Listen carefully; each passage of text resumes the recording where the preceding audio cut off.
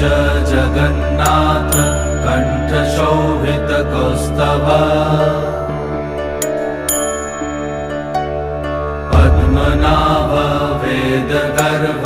चन्द्रसूर्यविलकरा जगन्नाथ लोकनाथ नीलाद्रीश परहरि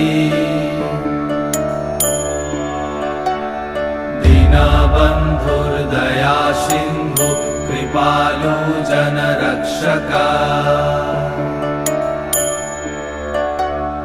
कम्बुपाणि चक्रपाणि पद्मनाभ नरोत्तम जगत्तं पालको व्यापी सर्वव्यापी सुरेश्वर